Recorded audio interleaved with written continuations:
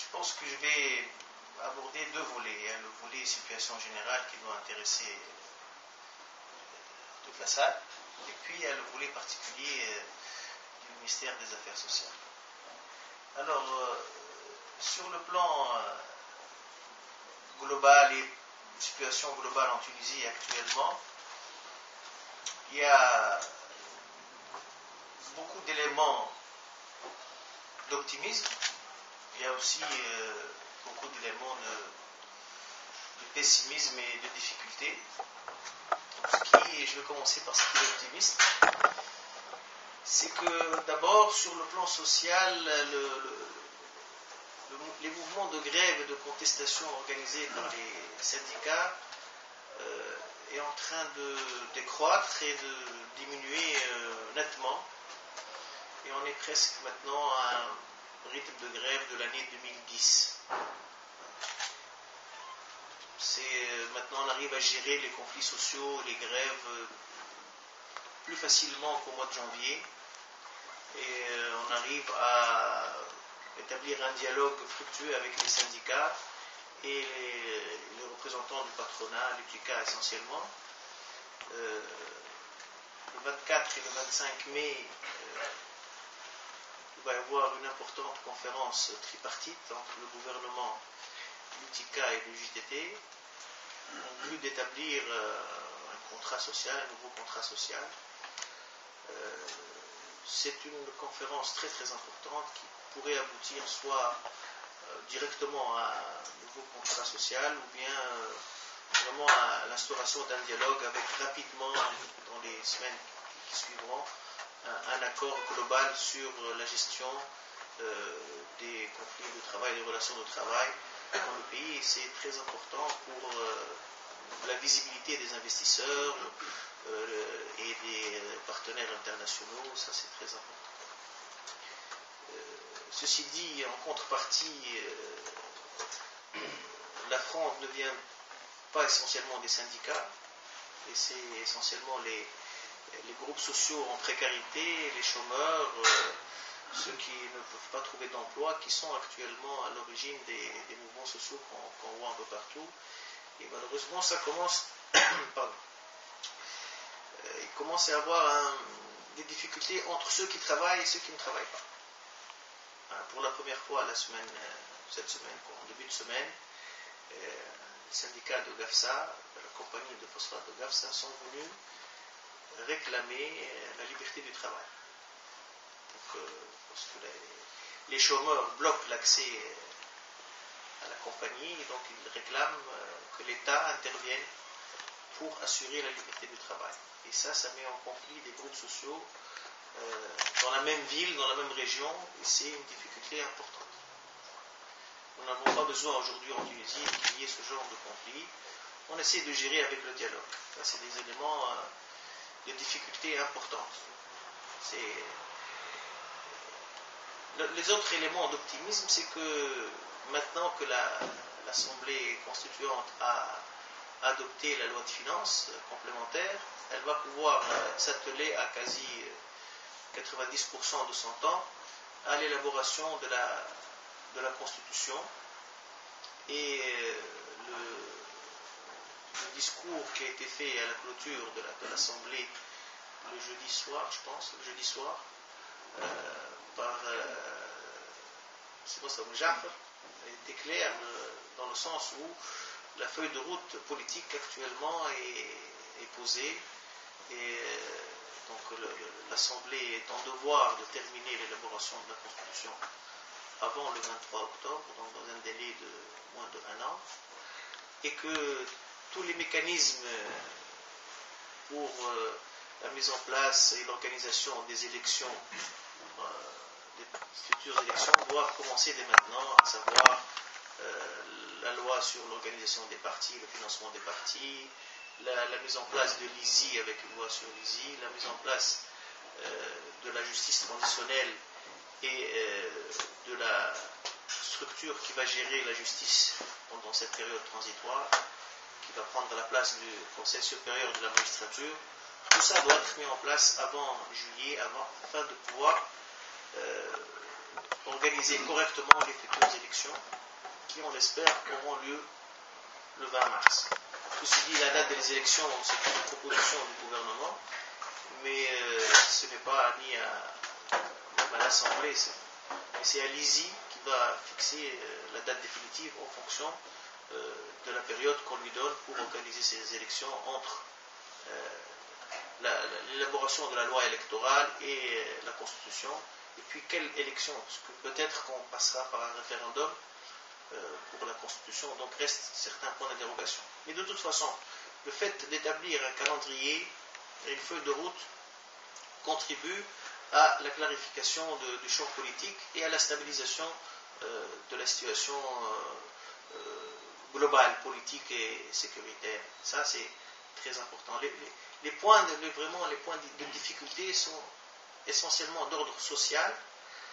Et aujourd'hui, le social et ces contestations, cette attente, cette tension sociale, elle est tout à fait compréhensible et attendue, mais parfois ça prend des proportions et certaines démesures même, puisque bon, si on ouvre un concours de recrutement de 200 personnes et qu'il y a 1000 demandeurs, il va y avoir 800 déçus.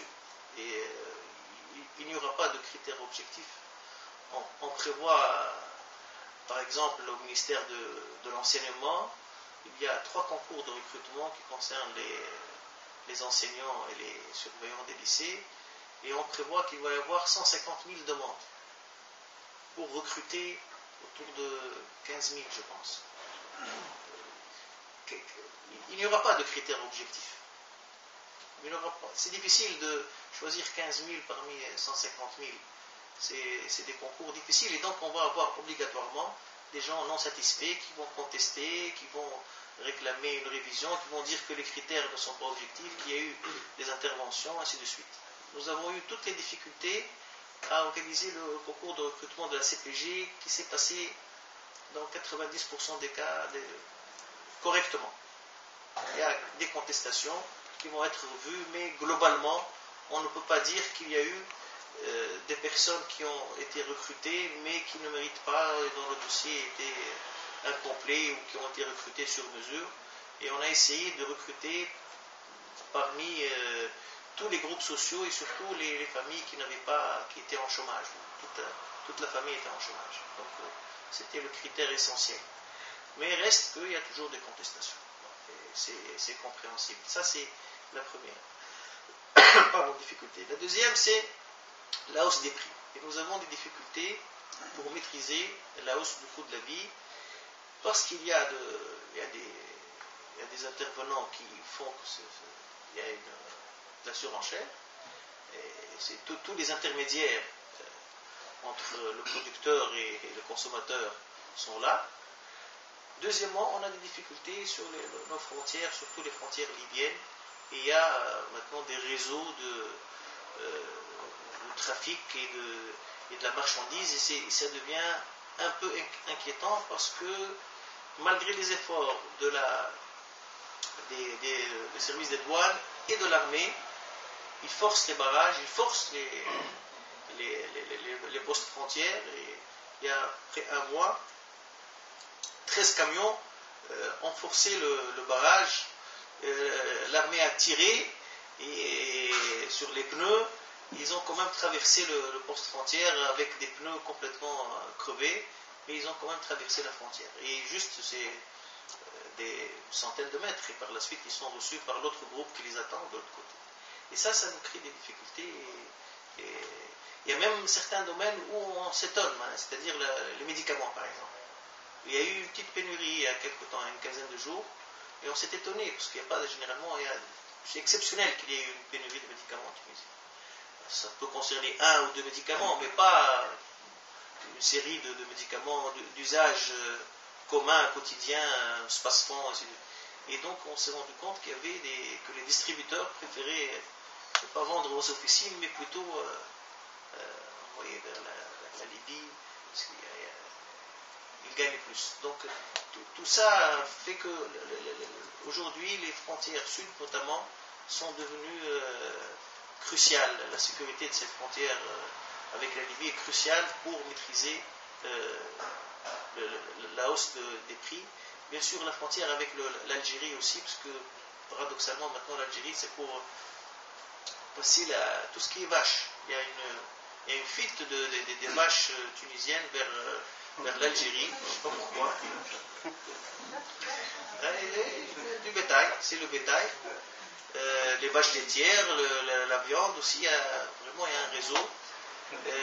Et il faudrait qu'on sécurise aussi, parce que ça provoque une hausse des prix inexpliquée. Inexpliquée à tel point que maintenant les légumes coûtent plus cher parfois que les fruits, ce qui est inhabituel. Donc ça c'est la situation, ça ce qui va préoccuper le plus les Tunisiens pendant les mois qui vont venir et qui pourrait mettre en danger, si vous voulez, la transition démocratique, parce que si la population ne ressent pas une amélioration de sa situation sociale et économique, elle va penser que c'est le processus politique qui en est la cause, et donc elle va remettre en cause tout ce qu'elle a fait pendant cette année et demie ou ces 2 ans, avec un espace de liberté qu'on n'a jamais eu depuis avant la France, avant l'arrivée de la France. Donc c'est un espace de liberté qui est immense, qui est en voie d'être organisé. Bien sûr, il y a des risques pour que cet espace-là soit restreint, et on peut comprendre toutes les craintes quant à l'influence des salafistes ou l'intervention des salafistes. Il y a eu récemment, hier, je pense qu'un groupe a eu un parti politique qui disent être proche des salafistes. C'est à vérifier, bien que je pense que dans l'absolu, si les salafistes ont un parti politique, c'est mieux. C'est mieux parce qu'ils seront obligés de s'organiser dans le cadre légal. Et le cadre légal, c'est un parti, il ne doit pas être basé sur la religion, sur la race, sur le sexe, et ainsi de suite. Et donc, ils se sont engagés formellement, même si ils ne vont pas respecter, mais ils se sont engagés formellement à ce que leur parti ne soit pas basé sur la religion, et toute activité qui sera basée sur la religion va être sanctionnée. Donc c'est peut-être mieux qu'ils s'organisent, comme ça il y a une visibilité et qu'ils, du moins, ils proclament respecter la légalité républicaine, plutôt que d'être dans la marginalité, et la marginalité aboutit à l'extrémisme et à des actions radicales que je ne souhaiterais pas en Tunisie. Ça c'est... Voilà, c'est des réflexions sur la situation globale en Tunisie. Bon, peut-être qu'avec les questions, on pourra préciser ça, et je suis ouvert à toutes les questions. Reste que dans le champ social du département dont j'ai la responsabilité, c'est un département qui englobe 4 domaines d'activité. Un domaine qui vous intéresse le plus, c'est les Tunisiens à l'étranger, mais il y a un secrétaire d'État qui lui est en charge du dossier, donc j'ai des éléments de réponse, peut-être pas toutes dans les détails, c'est lui qui gère le dossier. Le deuxième volet, qui est très important pour le gouvernement, c'est ce qu'on appelle en Tunisie la promotion sociale, c'est la solidarité en fait, c'est le soutien aux familles nécessiteuses, aux personnes à besoins spécifiques tels que les handicapés, et c'est toute l'action sociale qui a été pendant des années utilisée par l'ancien régime, utilisée politiquement, et maintenant on essaye d'abord de promouvoir sur 2 plans. Le premier plan, c'est d'améliorer cette prise en charge et de mieux cerner les familles et les groupes sociaux nécessiteux et les besoins spécifiques de chaque personne. Ça, c'est le premier. D'améliorer donc cette prise en charge. Et troisièmement, c'est de leur permettre d'avoir des sources de revenus propres, de s'installer à leur propre compte, de trouver un travail. Et ça, c'est une action à plus long terme. Et c'est une action difficile. On est actuellement sur la mise en place d'une sorte de recensement, de ce qu'on appelle un registre de la pauvreté et de la précarité, qui va concerner un recensement des 800 000 familles qui ont une carte de soins gratuite ou à tarif réduit. Ça fait à peu près, si on compte la moyenne, c'est 4 personnes par famille, ça fait 3 millions 200. Donc c'est un registre qui va mettre du temps pour être finalisé, à peu près 2 ans, une année et demie à 2 ans, qui va nous permettre d'abord de serrer toutes ces familles-là. Il y a beaucoup de personnes et de familles qui reçoivent des aides, mais qui ne nécessitent pas d'aide. Ça a été avant le népotisme, ça a été utilisé pendant les campagnes électorales. Ça va nous permettre certainement de réduire, on estime qu'au moins 10 à 15% en moins, mais surtout de mieux encadrer ces familles et de vraiment proposer des prises en charge, peut-être à la carte en fonction de chaque cas. Et c'est un travail colossal qui peut-être va commencer au mois de septembre prochain, juste après le Ramadan. Ça, c'est un volet qui est très important pour le ministère des Affaires sociales. Le deuxième volet, c'est les caisses de sécurité sociale. Et nous avons donc essentiellement 3 caisses. La caisse des fonctionnaires de l'État, la CNRPS, la caisse du secteur privé et travailleurs indépendants, la CNSS, et puis la caisse nationale d'assurance maladie. Et ces caisses sont en difficulté plus ou moins importante en fonction des caisses. C'est la CNRPS qui est le plus en difficulté, avec un déficit net qui s'aggrave d'année en année. Et vous savez qu'actuellement, le secteur de la retraite en Tunisie, on a à peu près un actif pour 4 retraités, et alors que pour la CNR, on a 1 pour 2,7. Ça fait que c'est l'inverse plutôt, j'ai inversé les chiffres. C'est 4 actifs pour un retraité, et pour la CNR, on a 2,7 actifs pour un retraité. Ça ne permet pas de financer la retraite des fonctionnaires de l'État. Et donc, il faut qu'il y ait une révision du schéma de financement très très important. Nous sommes en train de finaliser une étude actuarielle. Elle sera prête fin mai, et on va la proposer aux négociations entre les partenaires sociaux pour réviser le schéma de financement et voir quelles sont les nouvelles prestations. Et tout ça va être une négociation très très difficile. Vous en savez quelque chose plus que nous. Parce qu'en France, il y a eu l'année dernière, je pense. Il faut aussi savoir que les prestations de la retraite en Tunisie sont peut-être les meilleures au monde. Certaines personnes qui partent à la retraite améliorent leur salaire. Donc c'est ce qui n'est pas le cas partout. Et donc là, peut-être qu'il va y avoir des révisions déchirantes, mais c'est des choix de société. Je pense que c'est des choix de société qui doivent être bien négociés. C'est difficile de revenir sur des acquis, on peut le comprendre, mais il faudrait que ce soit négocié entre tous les partenaires sociaux. Je pense qu'on pourra y arriver avec beaucoup de difficultés, mais on pourra y arriver au courant de l'année 2012. L'assurance maladie, la caisse qui a été mise en place il y a quelques années récemment, pas très longtemps, 5 ans, elle a commencé, elle est déjà, la filière maladie est déjà largement déficitaire. La caisse se maintient parce qu'il y a la filière accident de travail et maladie professionnelle qui elle est bénéficiaire, donc ça permet un équilibre de l'ensemble de la caisse.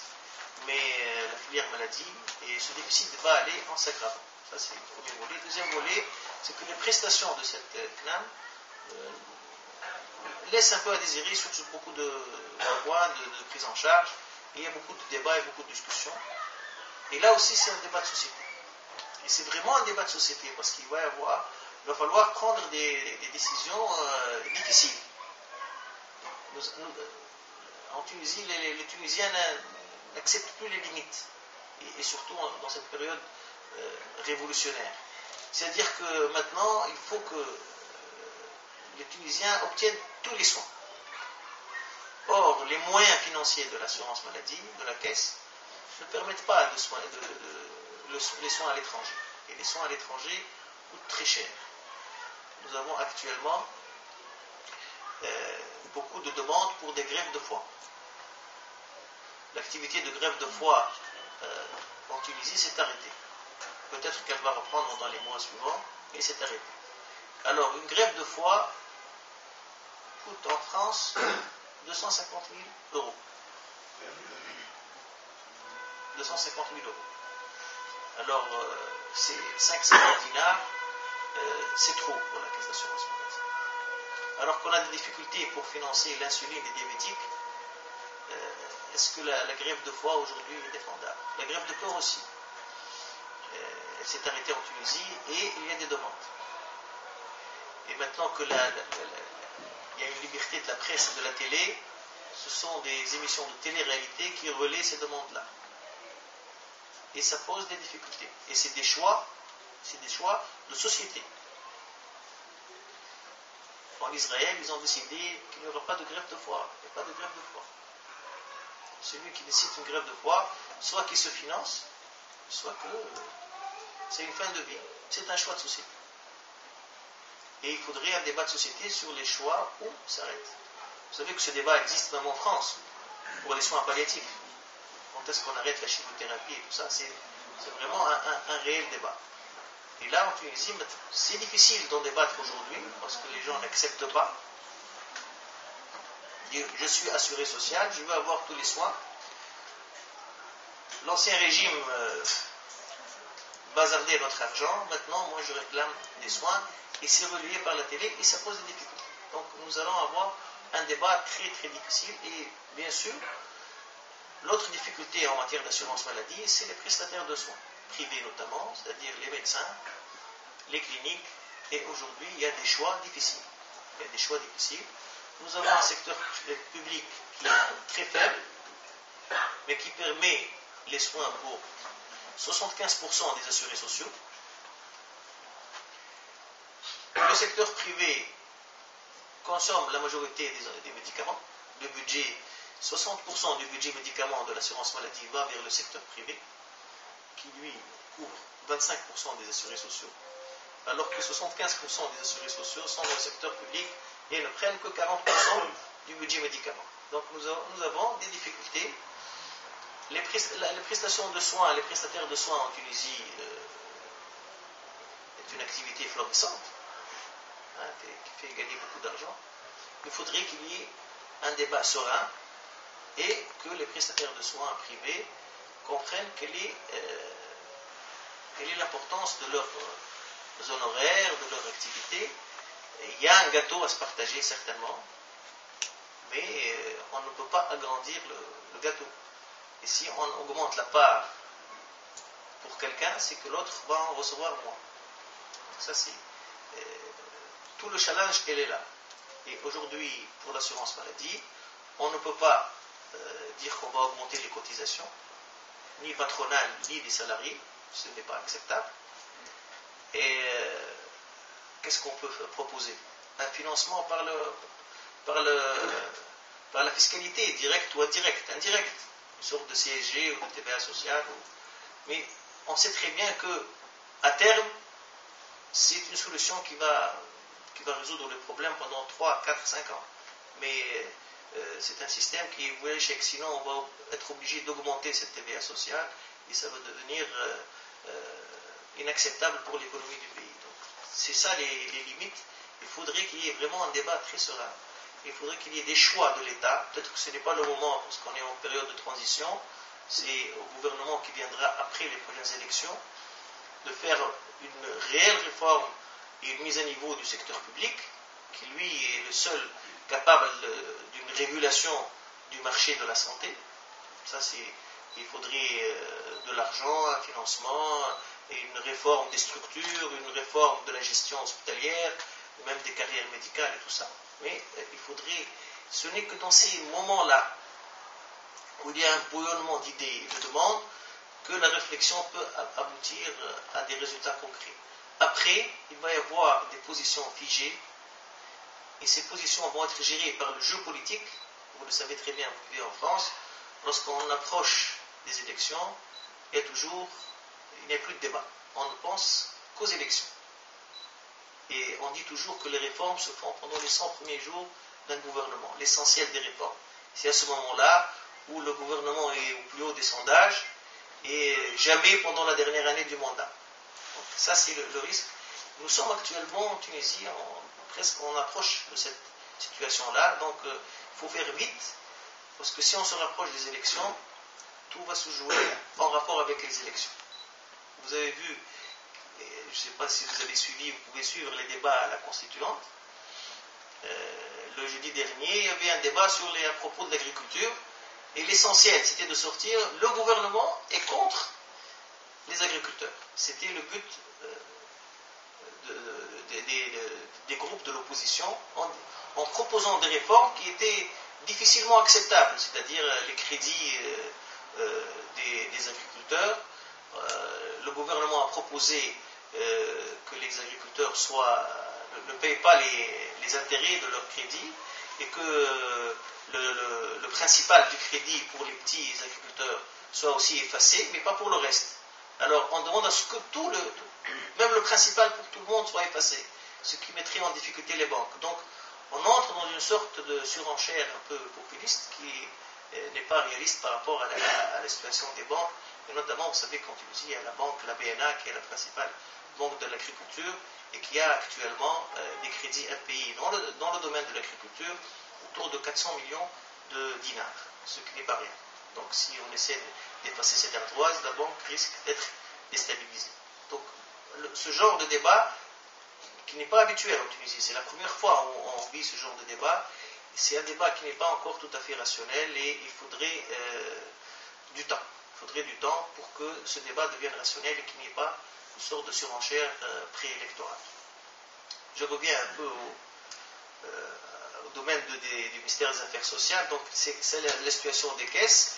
Le troisième volet qui est le domaine des relations du travail et du travail en Tunisie. Donc c'est du ressort du ministère des Affaires sociales. Donc nous gérons tout ce qui est conflit de travail entre les salariés et le patronat. J'en ai parlé tout à l'heure en disant que nous allons au-devant d'un nouveau contrat social et on envisage par la suite d'aller plus large en disant on va faire un pacte sociétal entre tous les intervenants dans la société civile, les partis politiques. On pourrait élargir ça. Ça va être difficile, mais pour le moment, au mois de mai, j'espère qu'on va aboutir à un nouveau contrat social entre les partenaires sociaux.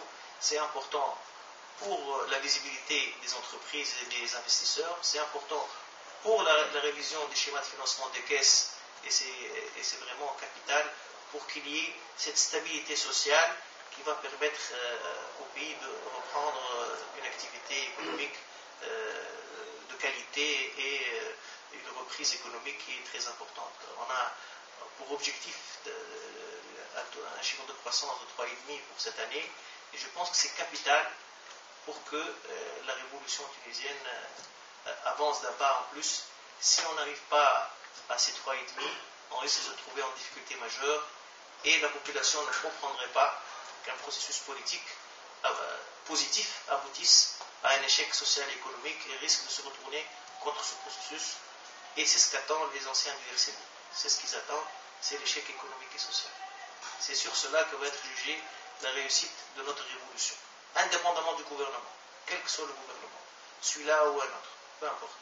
Donc ça c'est très important. Le dernier volet, et qui vous concerne, donc c'est les Tunisiens à l'étranger. Et je pense qu'aujourd'hui, il faudrait réfléchir avec tous les intervenants des Tunisiens à l'étranger sur une nouvelle politique en matière. Déjà, on a mis un premier jalon qui est très important, qui est capital. C'est de considérer les Tunisiens à l'étranger comme des citoyens tunisiens à part entière sur le plan politique. Avant, on les considérait comme des citoyens de seconde zone puisqu'ils ne votaient pas, ou ils votaient pour Ben Ali, ils avaient un seul choix, voter pour Ben Ali. Maintenant, ils votent. C'est très important qu'il y ait des représentants à l'Assemblée. Donc c'est le premier jalon. Il faudrait qu'il soit consolidé, mieux réfléchi, voir pourquoi le taux de participation n'était pas... Bon, on sait très bien que dans tous les pays, le vote des citoyens à l'étranger est toujours un taux plus faible, mais il faudrait améliorer ce taux-là, et notamment en France, parce qu'il y a une importante communauté qui est très rapprochée, et donc améliorer ce taux, pousser plus à la participation, ça c'est très important, impliquer plus les Tunisiens dans la gestion de leur émigration. À terme, moi, personnellement, ça c'est pas la position du gouvernement, je pense qu'il faudrait qu'on aboutisse à un ministère de l'immigration. Ça c'est le but ultime sur le plan de l'organisation gouvernementale. Ce n'est pas possible aujourd'hui du fait de la transition, mais il faudrait qu'à terme cela devienne. Il faudrait qu'il y ait une réflexion sur la réforme de l'OTE et de la conception de l'OTE, Je pense qu'il faut la maintenir parce que c'est un instrument utile, mais il faudrait la réformer et ça se fait avec les Tunisiens à l'étranger, leurs associations, leurs représentants à l'Assemblée, et c'est très important. Deuxième point sur lequel je voudrais insister, il faudrait qu'il y ait une réflexion des Tunisiens qui vivent à l'étranger en disant qu'est-ce que je peux faire pour mon pays. C'est déjà là, on a des retours, c'est déjà là.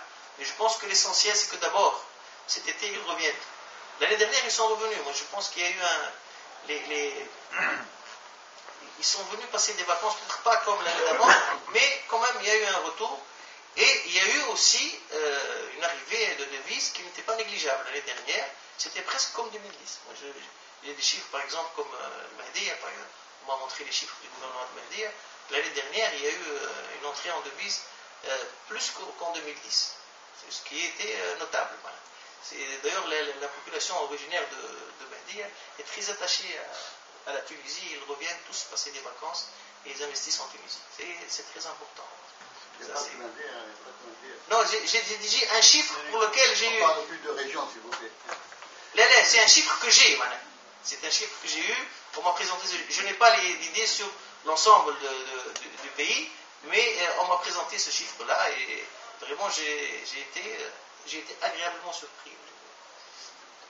Donc voilà, ça c'est l'essentiel. Je pense qu'il y a des difficultés. Bon, il y a Hassim Jazir a fait une conférence de presse avant-hier à Tunis. Bon, il a fait quelques annonces concernant la situation des Tunisiens en Italie, ceux qui sont passés, sur les disparus qui présentent une difficulté importante. Vendredi, hier, j'ai reçu une délégation de maires de disparus. C'est difficile. On ne sait pas quoi dire, maintenant, sincèrement. Je vous le dis sincèrement.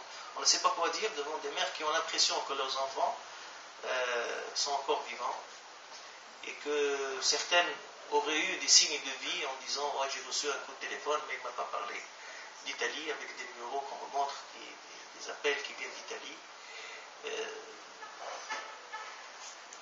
Le gouvernement et surtout l'ambassade à Rome est en train de faire un travail très important pour essayer avec l'histoire des empreintes, mais c'est difficile de convaincre ces mères que ça va être difficile de récupérer, de voir où est-ce qu'ils sont.